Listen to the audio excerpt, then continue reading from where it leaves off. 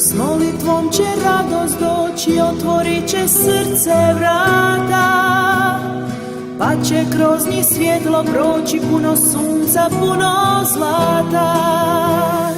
Dodirnut će hladne kutke, po kojima teče lava.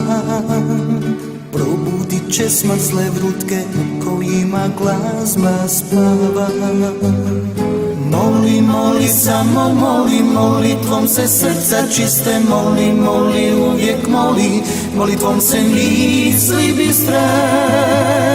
Moli, moli, samo moli, molitvom se srca čiste, moli, moli, uvijek moli, molitvom se misli bistre.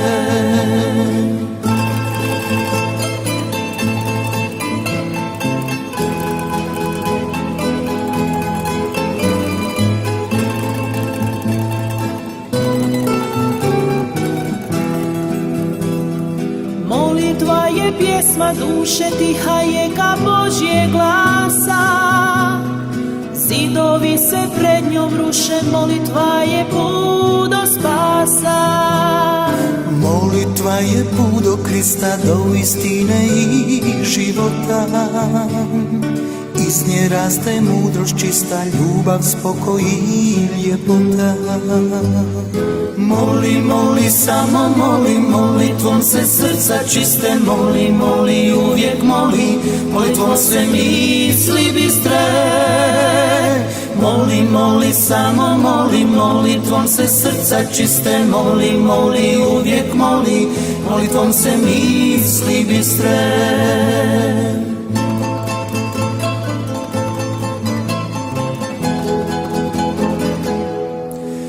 Molitvom se misli bistre.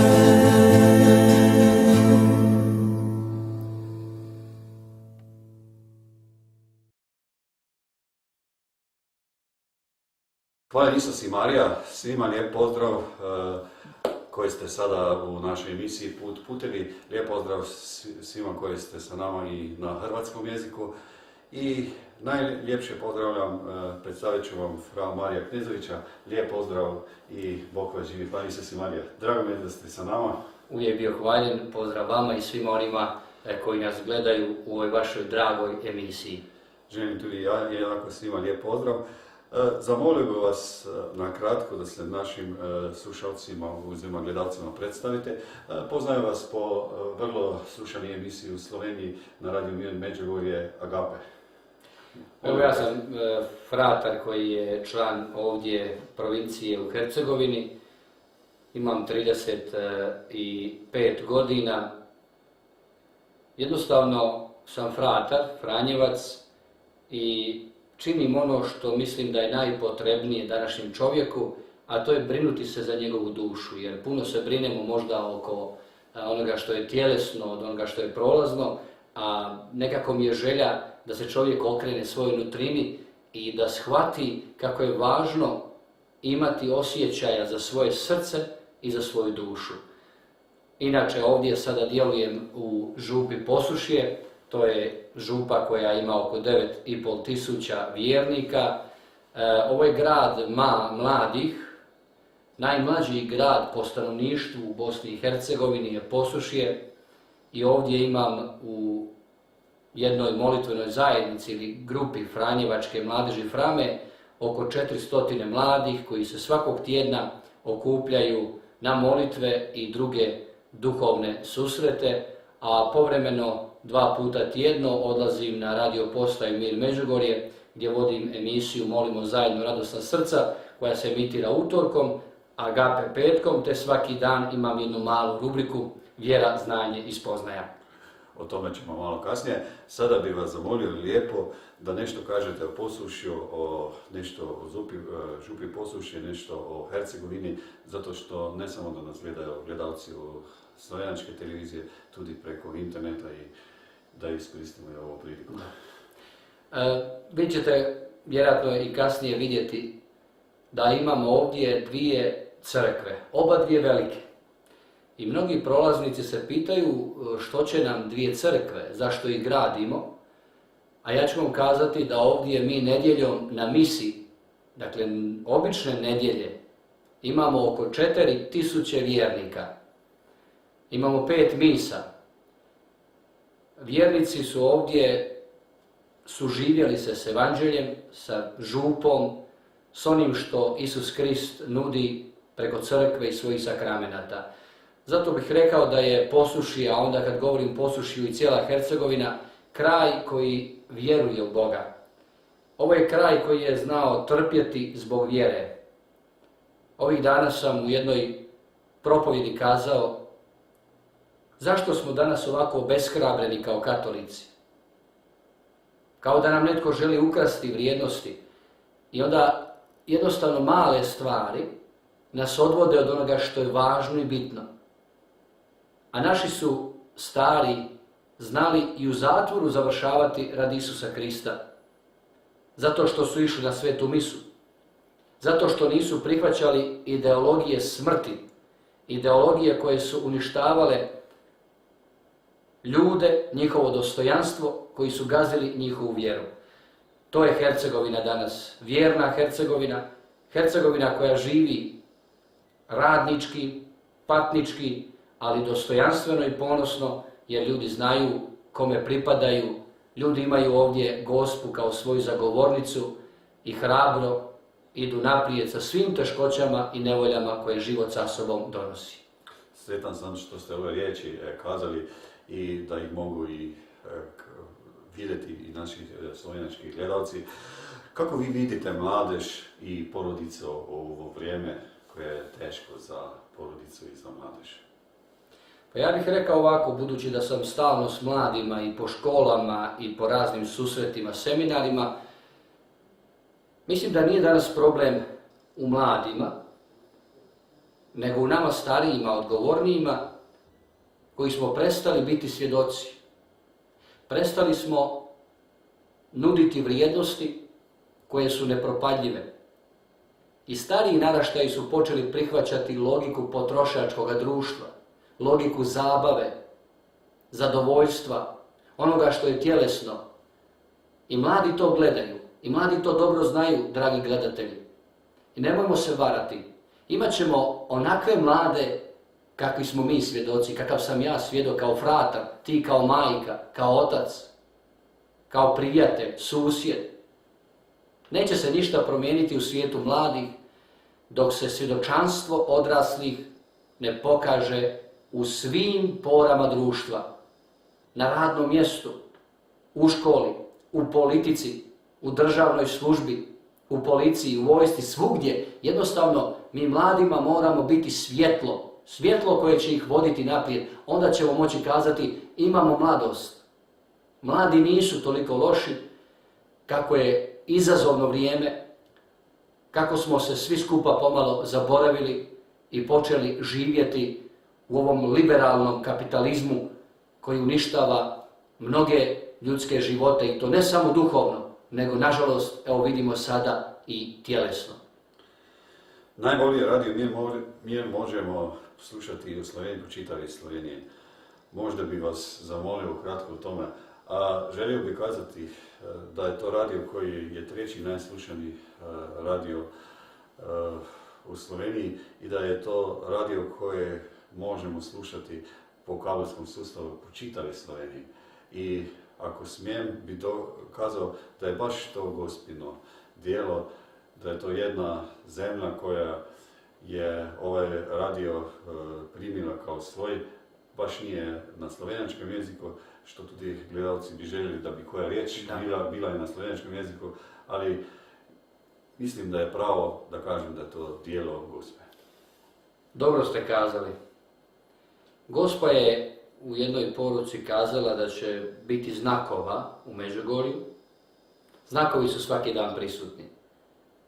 Od 1000 ljudi i vas iz Slovenije koji dolazite i treba ovdje naglasiti, Slovenci su dolazili u vrijeme komunizma kada su mnogi branili to.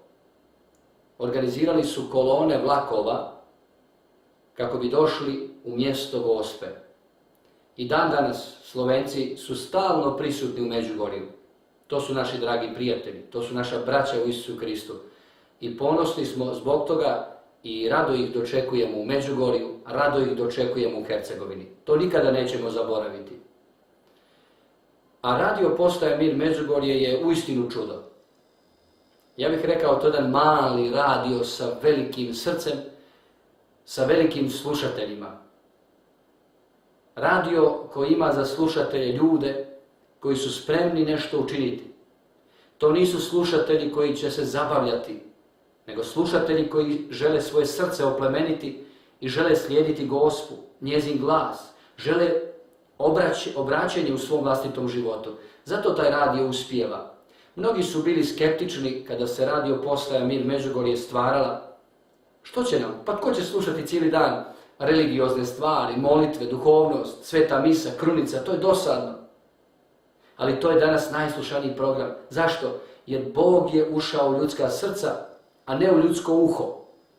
Jer mi danas imamo pregršt medija koji samo zabavljaju naše uho, naše oči, ali smo nakon tih emisija i programa prazni, mi ne znamo što bismo činili. A ono što je duhovno, ono što je vrijedno, ono što ti Bog nudi, to čovjeka podiže iz njegove teškoće i daje mu novu snagu, novo srce udahne u tebe. Zato se radio postaja Mir Međugorje proširila i danas se, zahvaljujući Gospinu zagovoru, Gospa je glavna urednica, Gospinu zagovoru proširio po cijelome svijetu.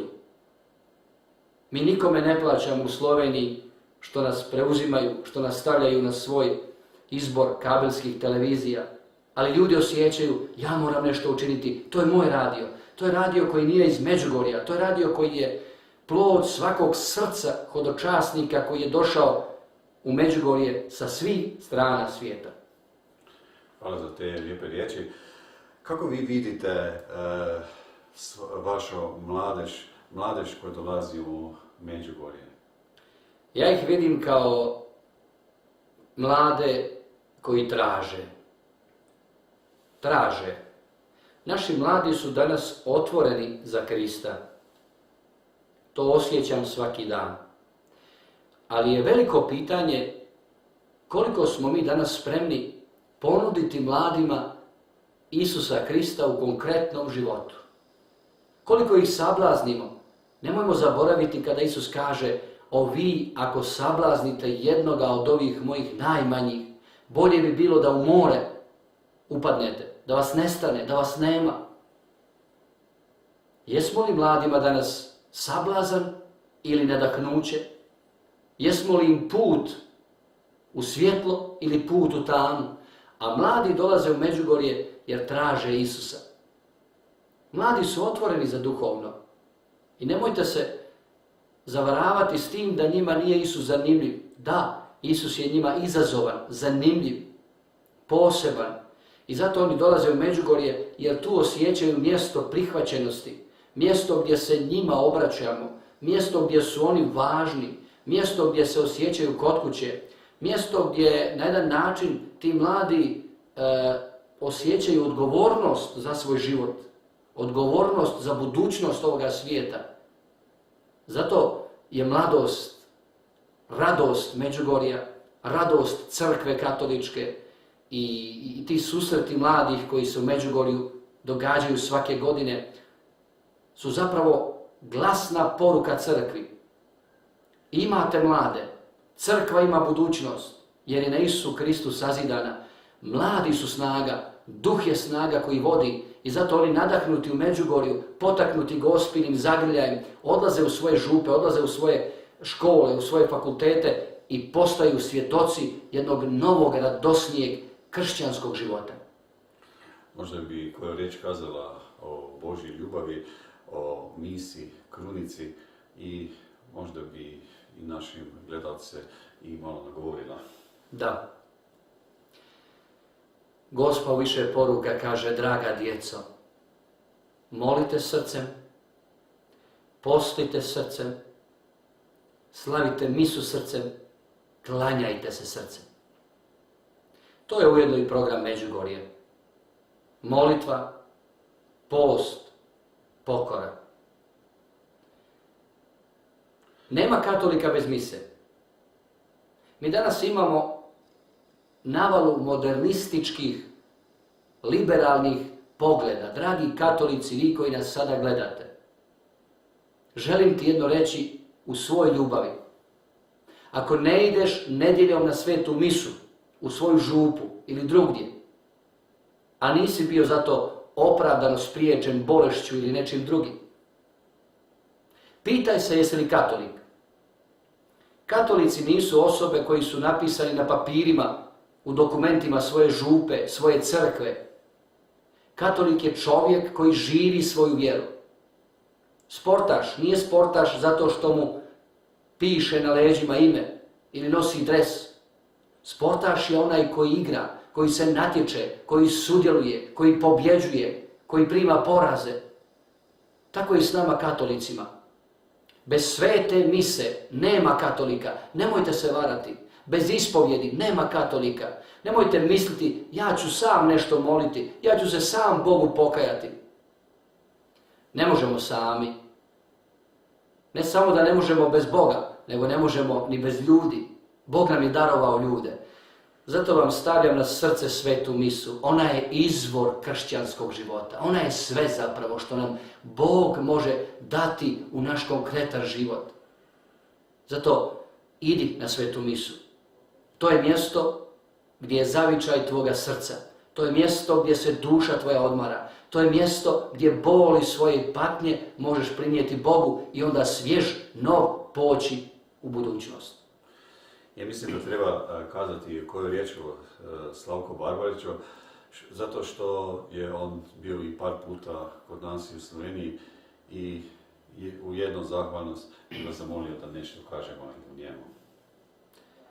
Fra Slavko Barbarić, već izgovor njegovog imena puno govori. Borac za Isusa Krista, vojnik crkve katoličke, veleposlanik Gospina ukazanja u Međugorju. Tako bi ga sagledao onako na prvu. Fra Slavko je živio 24 sata dnevno za Gospu i za Međugorje. Fra Slavko je cijeloga sebe razdao. Mnogi će kazati kako je umro mlad, ali ne. Njegov život je bio ispunjen. Njegov život je bio svijeća koja je izgarala na oltaru crkve, koja je izgarala za potrebe hodočasnika, svih onih koji su ga dolazili rado slušati, onima koje je pohađao u raznim zemljama svijeta, želeći im nositi poruku mira, poruku ljubavi, vratiti nadu onima koji su pali u očaj, koji su se izgubili. Evo to je Fra Slavko. Fra Slavko čiji je grob danas u Međugorju mjesto molitve, mjesto susreta, ja bih rekao mjesto i ispita naše savjesti. Što činim ja? Kako je moje kršćanstvo? Kako je moje srce? Gdje je moja duša i što se sa mnom događa? Kako vi vidite Međugorje i sporučila nebeske Majke Marije, gdje se zapravo dodirnula Božja ljubav? Međugorje je dar crkvi. Kad kažem crkvi, to znači svima nama. Međugorje nije stvarnost Međugorja. Međugorje je stvarnost vjernika širom svijeta. Međugorje nije u Hercegovini. Međugorje je u tvome i mome srcu. Međugorje je u hodočasniku. Međugorje je u tebi koji se sada u Mariboru, u Ljubljani, u Kranju, u Celju, u Kopru, u Novom Mestu, u Ljubljani. Tu je Međugorje. Tu je Međugorje. Ti si svjedok. I brojni koji su došli upravo u Međugorje postaju obnovitelji duhovnog života u svojim mjesnim crkvama, u svojim župama, u svojim biskupijama. Brojni biskupi zahvaljuju za dar Međugorja. Tolika su duhovna zvanja se rodila u Međugorju. Danas imamo po svijetu bezbroj svećenika, mladića koji su došli u Međugorje, dobili duhovni poziv i kazali ja želim služiti Isusu Kristu, želim biti crkva koja će biti ljudima na spasenje i na dobro.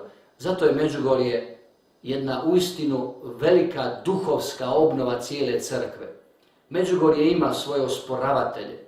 Međugorje ima one koji ga ne prihvaćaju. Ali tko je Isusa prihvatio. I Isus je bio osporavan. Isus je razapet. Svi su Isusa ispljuvali. Glavari svećenički, pismoznanci, vođe. Ali je ostao njegov trag, ostao je život, zato što je ono što je grad na gori, ne može se to zanijekati. Ne može nitko zanijekati u Međugorju 1000 obraćenika. Dobro je rekao jedan duhovni vođa, ja neću, kaže, dokazivati Međugorje. Ali mi vi osporite ove ljude koji su došli ovdje i obratili se, koji su počeli iznova živjeti, koji su shvatili što je sakrament braka, koji su prestali činiti zlo i pobačaj, koji su počeli živjeti duhovni, moralni život. Neću vam ja ništa dokazivati. Dokažite vi meni što je s tim ljudima. Zašto se u Međugorju događaju tolika obraćenja? Je li to samo od sebe? Ne, to je dar Božji, dar neba. I zato otvorimo srce za ovu milost koju nam Bog daje po Gospinu dolasku, po našim vidiocima u Međugorje, a to znači svima nama. Ja bih se na kraju emisije zaželio zahvaliti svima koji pripremate ovaj divan program na Radio Mir Međugorje, u ime svih slušatelja Radija Mir Međugorje u Sloveniji, posebno sve ovih koji su bolesni, u bolesničkim krevetima. A što bi na kraju emisije kazali nam, Slovencima, koji vrlo vole Gospo i koliko znam, vrlo rado i zapjevaju ovo lijepo slovenačko pjesmo Majci Mariji. Došli smo ti, majko draga, da. Dragi moji Slovenci, draga moja braćo, ne dajte se zavesti. Isus kaže, bit će puno lažnih proroka. Biće oni koji će vas htjeti zavesti, koji će htjeti potamniti vašu vjeru. Nemojte se izgubiti. Slovenija je katolička zemlja. Kada to kažem, izgovaram to s velikom odgovornošću. Slovenija je krštena u svojim vjernicima. I nemojte dopustiti da vam netko vašu vjeru obezvrijedi, a da vi svojim životom budete ljudima sablazan. Budite svjedoci, dragi Slovenci, drage Slovenke, dragi molitelji, Gospini štovatelji. Bog vam daje zadaću. Svi imate zadaću. Nemojte misliti da niste važni. Ti si važan. Tvoju Sloveniju ne vodi ni predsjednik, ni premijer, ni ministri. Ti možeš voditi Sloveniju svojom molitvom, svojom krunicom, svojim svjedočanstvom. Budite u to uvjereni. Vi ste članice Europske unije. Uzmite iz Europe sve što je dobro, ali nemojte prestati biti katolici. Nažalost, u Ustavu Europe ne postoji Bog, ali postoji u tvome srcu. Zato ova Europa propada, zato je došla kriza, zato je ovolika nepravda i stradanje u svijetu. Ako želite imati budućnost u Sloveniji, ostanite uz Krista, a Gospa neka vam bude zagovornica, naša majka iz Međugorja, da vas prati njezin zagovor, da vas štiti i čuva. Bio sam kod vas u nekoliko mjesta, držao seminare i vidio sam kako ste radosni u Gospodinu, kako postojite kao svjedoci. Bog neka vas blagoslovi. Dobro nam došli u Međugorje. Ovo je vaše Međugorje. Ovo je vaš dom, vaša kuća. I radujemo se zbog svakog srca koje se obratio. Bog neka vas blagoslovi. Puno vam hvala na ovom razgovoru u ime, svoje ime, u ime naše televizije i u ime naših gledalca. Riječ hvala je premalo. Hvala i za sve ove divne emisije, riječi koje nam kažete o ovim emisijama i vjerujem da će u sljedećih emisija da ćete vi i to kazati. I neka vam bude Bog bogat naplatnik. Zahvalio bih se vam na vašem lijepom prijemu, da ste se uzeli čas i Bogu hvala. A sve gledalce u Sloveniji lijepo pozdravljam sa ovim starim kršćanskim pozdravom. Hvaljen Isus i Marija. Hvala lijepa i s Bogom. S Bogom.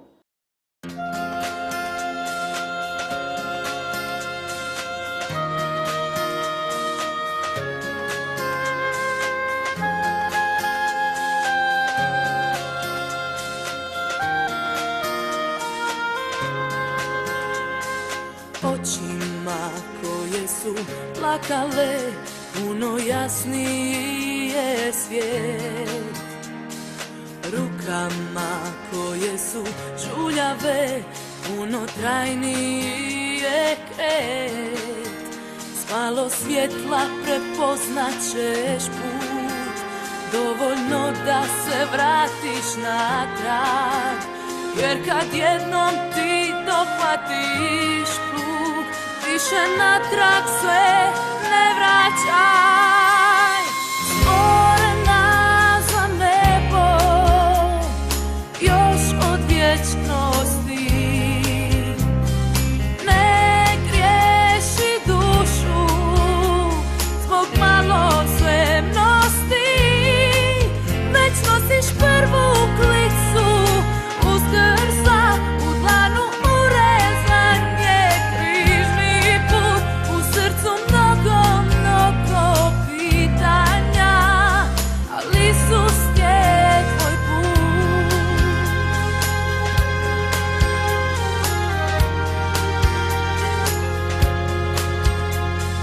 Usnama koje su šutjele, puno vrijednija je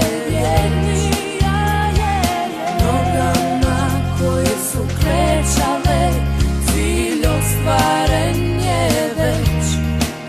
S malo svjetla prepoznat ćeš put, dovoljno da se vratiš natrag.